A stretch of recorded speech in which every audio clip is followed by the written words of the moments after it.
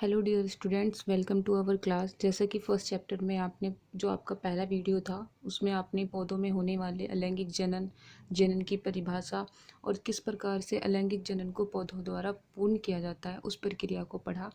आज के इस लेक्चर में हम आपको पौधों में होने वाले लैंगिक जनन को बताएंगे।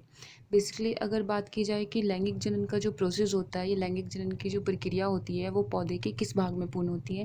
तो बच्चों, ये जो प्रक्रिया होती है ये पौधे के, ये किसी भी पौधे के पुष्प भाग में पूर्ण होती है।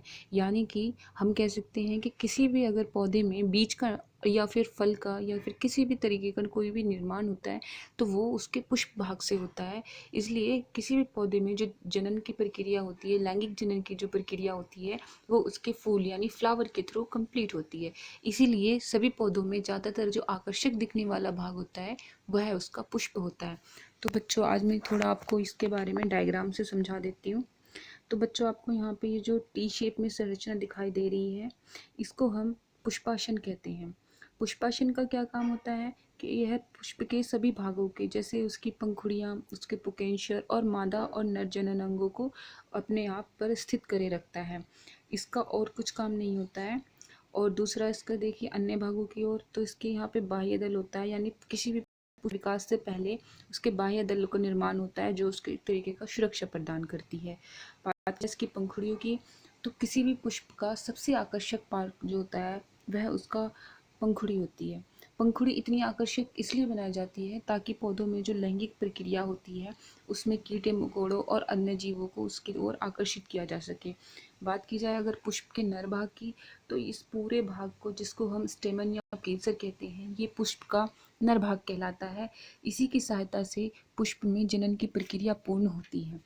बात की जाए अगर किसी पुष्प के मादा भाग की, तो बच्चों ये मादा जो भाग है, ये इस पूरे भाग को हम मादा भाग कहते हैं। क्यों? क्योंकि यहाँ पर आपकी निषेचन की प्रक्रिया पूर्ण होती है। पुष्प के पुकेंसर से जो आपके परागकण निकलते हैं वह इस स्टेमन यानी आप इस तंतु की सहायता से आपके अंडाशय, पुष्प के अंडाशय में जाकर एक बीज का निर्माण करते हैं, जिससे आपका जो पुष्प है एक फल या बीज का निर्माण करता है। तो बच्चों, आई होप आज इस डायग्राम से आपको क्लियर हो गया होगा कि पुष्प के जो जो भाग होते हैं उनका लैंगिक जनन की प्रक्रिया में क्या भूमिका होती है। नेक्स्ट आप देखेंगे यहाँ पे मैंने कुछ पुष्प के जो भाग होते हैं, यानी पुष्प का नर भाग और पुष्प का स्त्री भाग, इसको डिफाइन किया गया है।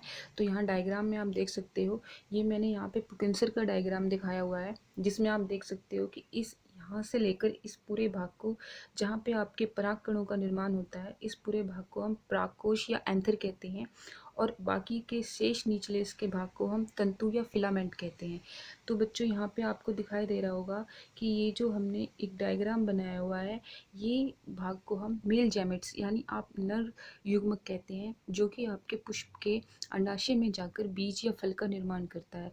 सेकेंड डायग्राम में देखेंगे बच्चों, यहाँ पे पुष्प के स्त्री भाग को दर्शाया गया है, जिसमें उसके ओवेरी, जो कि यहाँ पे हमने डायग्राम के थ्रू दिखाया हुआ है, और ओवेरी से ही थोड़ा उठा हुआ भाग, जिसको हम वर्तिकाग्र कहते हैं, इसी की सहायता से आपका मेल गैमेट्स यानी पुष्प का नर युग्मक, जिसको हम परागकण कहते हैं, वह पुष्प के अंडाशय तक पहुंचाया जाता है।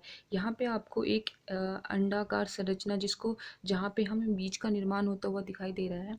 तो बच्चों, यहाँ पर बेसिकली आपका बीज का निर्माण होता है, जहाँ पर पुष्प का यह पुष्प का वह भाग होता है जहाँ पर बीज का निर्माण होता है, जिसको हम बीजांड कहते हैं। और यहाँ पे आपको दिखाई दे रहा होगा ये छोटी सी जो दानेदार संरचना है, इसको हम फीमेल जेमेट्स यानी आप कह सकते हो मादा युग्मक कहते हैं। बच्चों, किसी भी जीव का निर्माण या किसी भी बीज या फल का निर्माण परस्पर नर और मादा युग्मक के संयोजन से ही होता है। इसीलिए हम देखते हैं कि आगे परागण की क्रिया को जब मैं समझाऊंगी तो उसमें बताऊंगी कि कैसे बीज और फल का निर्माण होता है। तो आई होप बच्चों, इस डायग्राम से आपको पुष्प का नर और पुष्प के स्त्री भाग के बारे में क्लियर हो गया होगा। यहाँ पे देखते हैं बच्चों पॉलिनेशन। पॉलिनेशन का मीनिंग यहाँ पे होता है परागकण। जैसे कि मैंने आपको अभी डायग्राम में बताया था कि पौधों में क्या होता है कि जैसे आपके परागकण होते हैं, परागकण यानी जो पुरुष के नर भाग से निकलने वाले कण होते हैं और वह मादा के भाग पर मिल जाते हैं, उस पूरी प्रक्रिया को हम परागण कहते हैं। जैसे कि मैंने आपको पीछे अभी डायग्राम में एक्सप्लेन किया था, और आप इस डायग्राम से भी यहाँ पे समझ सकते हैं। यहाँ देखिए, ये पूरा आपको पुष्प का मादा भाग दिखाई दे रहा है, जो कि आपको अब मैं यहाँ पे बताऊंगी कैसे ये परागण की क्रिया को पूर्ण करता है। ये पूरा आपको यहाँ पे दिखाई दे रहा होगा कि ये जो भाग है ये नर युग्मक है, और ये कैसे आपके स्टिग्मा यानी वर्तिकाग्र की सहायता से पुष्प के अंडाशय तक पहुँचता है, जिसके बाद मादा युग्मक और नर युग्मक, देखिए यहाँ पे मादा युग्मक और नर युग्मक के परस्पर संयोजन से यहाँ पर बीज का निर्माण होता है। इस पूरे प्रोसेस को बच्चों हम परागकण कहते हैं, जो कि यहाँ पे बीजांड दिखाई देता है। बीजांड क्या होता है? यह बीजांड के अंदर ही निषेचन की प्रक्रिया पूर्ण होती है, जहाँ पर मादा और नर युग्मक आपस में परस्पर संयोजन करते हैं। ठीक है बच्चों, अब आपको देखिए यहाँ पर आई होप परागण की क्रिया को समझ लिया होगा। अब यहाँ पे देखते हैं types of pollination. Types of pollination यानी परागण के प्रकार। बच्चों परागण मुख्यतः दो प्रकार से होते हैं, स्वपरागण, परपरागण। स्वपरागण क्या होता है?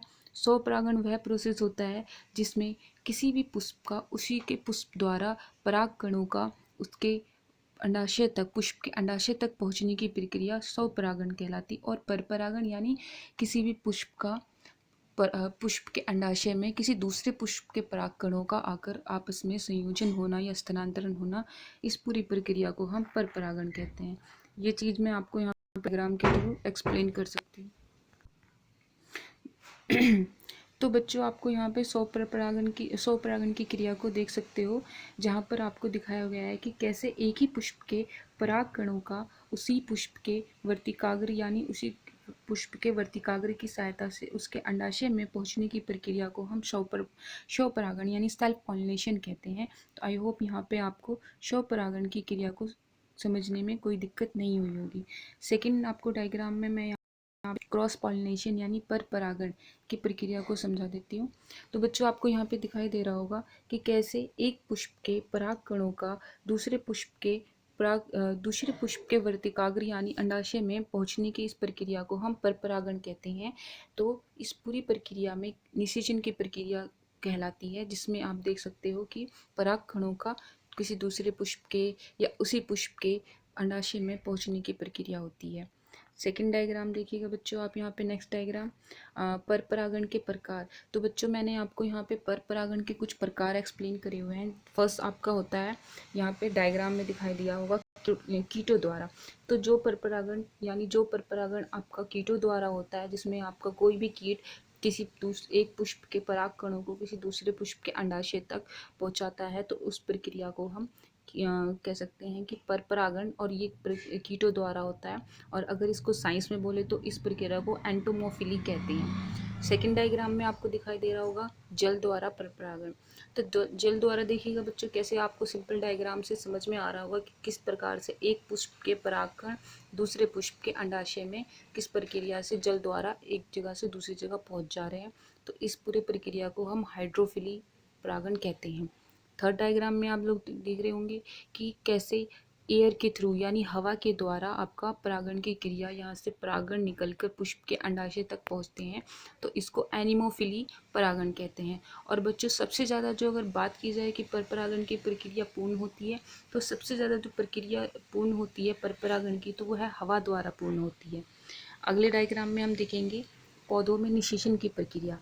तो बच्चों आपने जैसे परपरागण को समझा यानी पराग कणों का पुष्प के वर्तिकाग्र की सहायता से अंडाशय तक पहुंचना परपरागण कहलाता है। लेकिन परपरागण होने के बाद पुकेंशियर यानी कोई मेल जैमेट्स नर युग्मक और मादा युग्मक किसी पुष्प के भाग में पहुंचकर कैसे बीज और फल का निर्माण करते हैं, उस पूरे प्रोसेस को हम आपका निषेचन कहते हैं। जिसमें आपको यहाँ पे आपको डिफाइन मैंने किया हुआ है कि नर युग्मक तथा मादा युग्मकों के परस्पर संयोजन को हम आपका निषेचन कहते हैं। ठीक है बच्चों, यहाँ पे आपको दिखाई दे रहा होगा कि पुष्प के कौन कौन से भाग आपका निषेचन के परिणाम स्वरूप अपने आप को फल तथा बीज में कन्वर्ट करते हैं यानी बदलते हैं।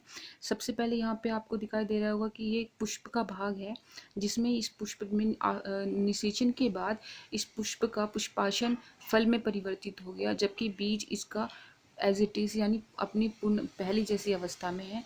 इस प्रकार से हम कह सकते हैं कि निषेचन के बाद जो पुष्प का आपका जो स्थानांतरण हुआ है वह फल में हुआ है और खाने योग्य इसका पुष्पाशन है।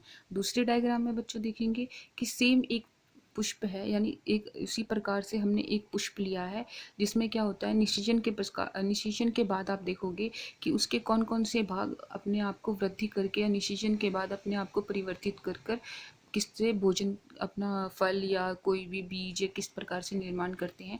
तो आप यहाँ पे देख सकते हो कि ये पुष्प का ओव्यूल यानी आपका बीजांड होता है, जो कि बाद में जाकर अपने आप को बीज के यानी बीजों के रूप में परिवर्तित करता है, और जो इसका ओवेरी होती है वह इसके छिलके के फॉर्म में आपको दिखाई दे रही है। तो आप यहाँ से कह सकते हो कि निषेचन के बाद ही कोई भी पुष्प अपने आप को एक तरीके से फल या बीज में रूपांतरित करता है। तो आई होप बच्चों यहाँ पे आपको उस डायग्राम से क्लियर हो गया होगा कि कैसे निषेचन के बाद कोई भी पौधा या पुष्प से हम फल और बीज को हम प्राप्त कर सकते हैं। आई होप आपको यहाँ पे ये पूरा प्रोसेस जो मैंने आपको निषेचन, परागण और बाकी का जो पुष्प में जनन भागों को मैंने क्लियर कराया है, तो आपको समझ में आ गया होगा। अगर आप इसको वीडियो में कुछ प्रॉब्लम आपको नहीं समझ में आ रहा है तो आप मुझसे पूछ सकते हैं। ठीक है बच्चों, तो आप जो भी आपको प्रॉब्लम है आप कमेंट बॉक्स में नीचे आके मेंशन कर सकते हो। Thank you.